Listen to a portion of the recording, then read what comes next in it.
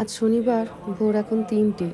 শনিবার অফিসের ছুটি থাকলেও মেহার বাবার অফিসে চলছে কিছু ঝামেলা, কাজ নিয়ে বসে আছে। ভোর এখন 4টে, চারজনে মিলে হ্যাঁ, রামা বসে বসে গেম খেলছে। আর দিদিটা তো ভালো, দিদিটা বসে বসে পড়াশোনা করছে, দিদি অঙ্ক করছে। তো পাখি ডাকছে, আজ সকালে আবার দেখছিলাম যে কোকিল ডাকছিল, একদম ভোর রাতে শুনতে পাচ্ছি কোকিল ডাকছে। কতদিন পর কোকিলের আওয়াজ শুনছিলাম। আর একটাও পাখি ডাকছে, কিন্তু আম গাছের পাতাতে ঠিক দেখতে পাচ্ছি না কি পরিমাণে মুকুল এসেছে এবার গাছটায়। দেখুন বাবা রে, ওই প্রচুর মুকুল দেখছি, আবার ঝরেও যাচ্ছে শুকনো হয়ে হয়ে। ছোট্ট হচ্ছে একটা আম ধরেছে। মা সকালবেলার দিকে এই সমস্ত ফুল টুল গুলো পারতো, পুজো করে ফেলতে একদম সকাল সকাল। কত বড় একটা কলার কাঁদি হয়েছে, অনেকগুলো কলা গাছ আছে। বাড়িটা একদম ছবির মতো সুন্দর। এটা হচ্ছে বাড়িটা, আর তার সামনে একটা ভীষণ সুন্দর একটা ছোট্ট মতো বাগান। ও এই যে এই পুচকি পাখিটা পিকির পিকির করছে। এটা মিনি বিড়াল বসে আছে। এটা বাড়ির পোষা বিড়াল ঠিক নয়, তবে আসে খাওয়া দাওয়া করে। কালি বসে আছে ওর বাচ্চা নিয়ে। একটু তুলে রাখি, আবার কবে আসবো না আসবো। শ্বশুর নেই, শাশুড়ি নেই, আর শ্বশুর বাড়ির কি বার রইলো। এই যে মায়ের ছবিগুলো নিয়ে এসেছে গিয়ে। ও এই ছবিটাও একটা মা দিয়েছো। এইটা হচ্ছে কি আমাদের বিয়ের পরে প্রথম মাকে নিয়ে আমাদের তোলা হয়েছিল, অষ্টমঙ্গলা যাওয়ার আগে। বাহ বাহ, আপনাকেও একবার দেখিয়ে দিই সবাইকে পরিষ্কার করে। মানুষটাকে আপনারা অনেকবার ব্লগে দেখেছেন হাঁটতে, চলতে, ঘুরতে, হাসতে। আচ্ছা, ছবি হয়ে গেল। আচ্ছা, 3টে ছবি বাঁধানো হয়েছে। ছেলের জন্য 3টে ছবি, একটা বর্দার বাড়ির, একটা মেজদার বাড়ির, আর একটা আমরা সঙ্গে করে নিয়ে যাবো। আর এই ফটোটা হচ্ছে কি অরিজিনাল ফটো, আজ থেকে ধরুন 19-20 বছর আগে। 79 ইয়ার্স হয়েছিল। এই ছবিটা কোথা থেকে পেলে গো? এটা তো আর কখনো দেখিনি। আমি দেখলাম এখানে ছিল ছোট পাসপোর্ট। আচ্ছা আচ্ছা, সেটাকে বড় করিয়ে নেওয়া হয়েছে। আচ্ছা আচ্ছা। আজ শনিবার, সকাল এখন 11টা। আজকে আমরা আমাদের হালি শহরে যে গঙ্গার ঘাট আছে সেখানে এসেছি। আপনারা তো জানেনই যে আমরা এখানে এসেছি, আমার শাশুড়ি মা হঠাৎ করে মারা যান, ওনার জন্য। তো দেখতে দেখতে দেখুন 10টা দিন কেটে গেল, আজ ওনার ঘাট কাজ। তো তার জন্য এখানে আসা। এই গঙ্গার তীরটাতে যখনই আমরা আসি কি খুশি মনে আসি। বিয়ের পর থেকে আজ প্রায় বছর করি এখানে আসছি, কিন্তু এত মন খারাপ নিয়ে গঙ্গার এই তীরটা কখন। আপনাদেরকেও বহুবার নিয়ে এসেছি এই গঙ্গার ঘাটটা। এখানে এই যে নতুন সেই যে খুব সুন্দর মন্দিরগুলো আছে সেখানে, কিন্তু আজকের মতো এত মন খারাপ নিয়ে এই গঙ্গার তীরে কখনো আসেনি। ওখানে বসেছে 3 ভাই কাজ করছে। আর চলুন দিনটাকে কাটাই। দেখতে দেখতে মানুষটা চলে গেল, 10টা দিন হয়ে গেল, আর 2-3টে দিন, তারপরে তার সমস্ত কাজকর্ম শেষ। গঙ্গায় এখন জোয়ার, হু হু হু হু করে জিনিসপত্র বইছে এখন।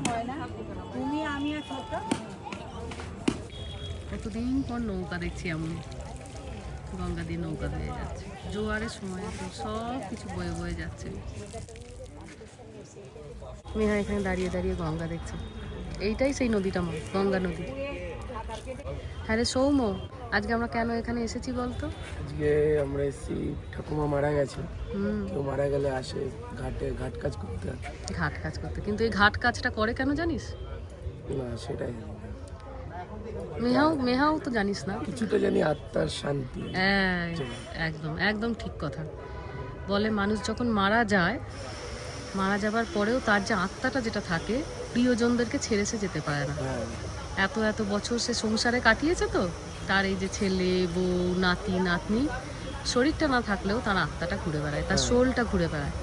কিন্তু এতে সোলটা তো শান্তি পায় না, তার আত্মাটা শান্তি পায় না, কষ্ট পায়। কারণ আমাদেরকে সে ছুঁতে পারছে না, কথা বলতে পারছে না, ভীষণ কষ্ট পাচ্ছে, তার মুক্তির দরকার। তো এই ঘাট কাজের মাধ্যমে তাকে মুক্তি দেওয়া হয়। আজ এই কাজটা হয়ে যাবার পরে এই যে তোমার বাবা কাকা জ্যাঠা বসে এখানে এই যে মন্ত্র করে সমস্ত আমাদের আচার অনুষ্ঠানগুলো আছে সেইগুলো করবে, তখন তার আত্মা মুক্তি পাবে, পেয়ে একদম স্বর্গে চলে যাবে, হেভেনে চলে যাবে। তো ওই জন্য আজকে এটা করা, বুঝেছো? এটার ওই জন্য একটা ভীষণ বড় গুরুত্ব। এই যে আমাদের হিন্দু ধর্মে আমরা সব দাহকে, মানে বডিকে আমরা দাহ করি, কেন জানো? তার কারণ হচ্ছে এই যে আগুনকে আমরা খুব পবিত্র মানি। আমাদের কোনো জিনিসপত্র যখন শুদ্ধিকরণ দরকার হয়, বিভিন্ন রকম জিনিসপত্রের মধ্যে আগুনেরও দরকার পড়ে। তো শরীরকে যখন তুমি আগুন দিয়ে পোড়াবে, তখন আত্মাটা শরীর থেকে বেরায়, নাহলে সে বেরাতে পারে না। তাকে তো তোমাকে হেভেনে পাঠাতে হবে, স্বর্গে পাঠাতে হবে, তাই তো? নাহলে তো সে শান্তি পাবে না। আর প্রিয়জনের আত্মা কষ্ট আছে, সে কি তুমি দেখতে পারবে? সেটাও পারবো না। ওই জন্য আমাদের সব দেহকে পোড়াতে হয়। পোড়ানোর পরে আত্মাটা আবার অশরীরেই ঘোরাফেরা করে আমাদের কাছে। তাকে আমাদেরকে স্বর্গে পাঠানোর জন্য আমাদের এই ঘাট কাজের দরকার পড়ে। আজকে তোমার বাবা, জ্যাঠা, কাকা তিনজনে আবার চুল কাটবে, দাড়ি কাটবে। এগুলো আমাদের খুব প্রিয়জন হলে এগুলো কাটতে হয়। এইগুলো কাটারও একটা কারণ আছে, কেন জানো? এই যে ধরো এই এতদিন ধরে আমরা সবাই হব্বিসি খাচ্ছি, তাই তো? হব্বিসি খাওয়া মানে কি? কোনো রকম কোনো আড়ম্বর খাওয়া দাওয়া নয়, তাই তো? তো সেরকমই তোমার এই চুল কাটা, দাড়ি কাটা, এগুলোর মানে হচ্ছে তুমি তোমার সৌন্দর্যটাকে তোমার মা বাবা প্রিয়জনের জন্য বিসর্জন দিলে। দরকার নেই এই সময়। চুল আমরা কেন বাড়াই, কেন সুন্দর করে কাটি? কারণ ওটা হচ্ছে আমাদের সৌন্দর্যের প্রতি। সেটাকেও আজকে আমরা ত্যাগ দিলাম আমার প্রিয়জনের জন্য। সেই জন্য মানে কাইন্ড অফ এটাকে বলে উৎসর্গ করা। আমার অহংকারকে আমি বিসর্জন দিলাম। অনেক রকমের রীতিনীতি আছে মা, জানো? অনেক রকমের রীতিনীতি। ও দেশে হয়তো সব তুমি দেখতে পাবে না, জানতে পারবে না। কিন্তু তুমি তো এখন অনেকটাই বড় হয়েছো, দাদা ভাই অনেকটা বড় হয়েছে, তোমরা একটু একটু করে হয়তো মনে রাখতে পারবে। কিন্তু দাদা ভাইয়ের যেটা সুবিধা কি না, এখানে ধরো মা আছে, জেঠিমা আছে, পাড়া প্রতিবেশী আছে, মাসি আছে, সবাই আছে। কিন্তু তোমার তো একমাত্র অপশান হলাম আমি।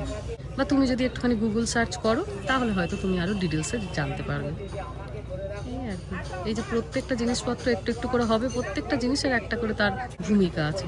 এই ভূমিকাগুলো জানা দরকার। কাজগুলো কেন করছি, কেন তার প্রয়োজনীয়তা। একটা কাজ কেন করব, তার প্রয়োজনীয়তাটা আমার জানা দরকার না? তো কেন একটা কাজ করছি, তার আগে সেই কাজটা করার আগে জানতে হবে এর প্রয়োজনীয়তা কী।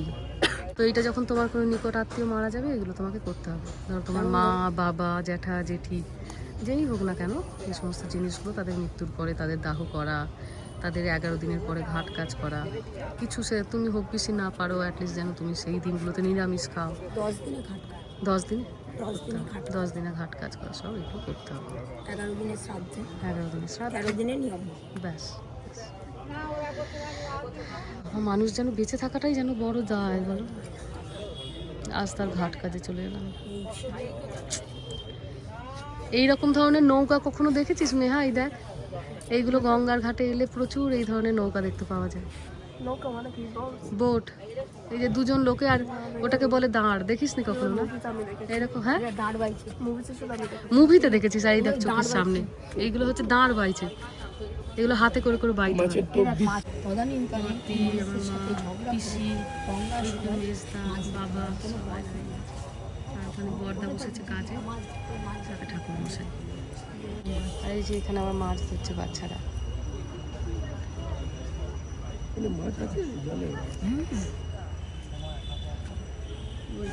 আমি আসবনি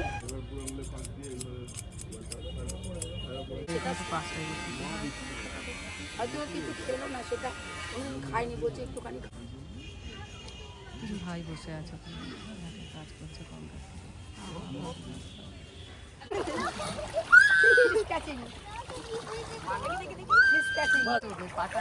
ও মাছ দেখতে পাই না।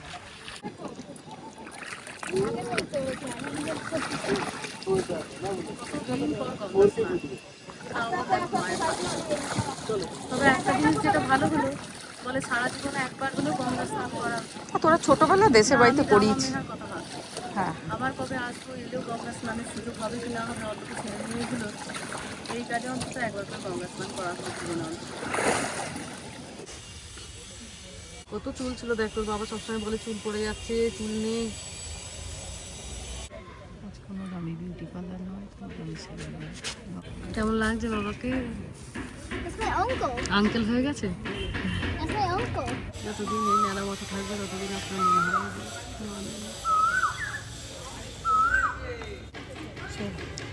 না। ওটা তোয়ালেটা কিভাবে নেয় ওটাকে গায়ে বোধহয় জড়িয়ে নিতে হয়। ভিজে নাকি বলো তো? ওটা ভিজে ওটা।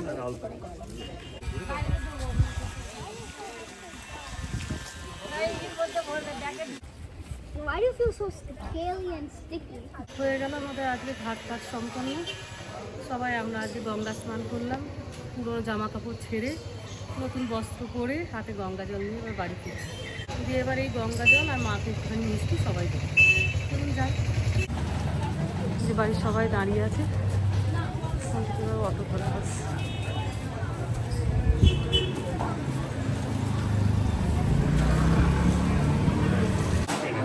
গ্লাসটার মধ্যে একটু জল দেবো। একটু মিষ্টি হলে জল মিষ্টি জল দেবো। একটু গ্লাস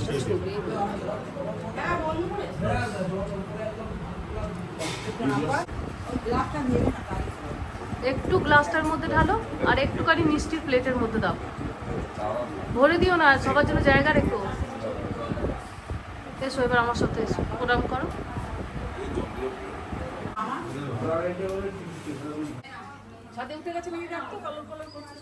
হতে পারে। বাকি গঙ্গা জলটুকু এবার তুলসী তলায় ঢেলে দেবো। যাই হোক, চলুন ভিডিওটা আজকে এখানেই শেষ করছি। সবাই ভালো থাকবেন, সুস্থ থাকবেন, সাবধানে থাকবেন।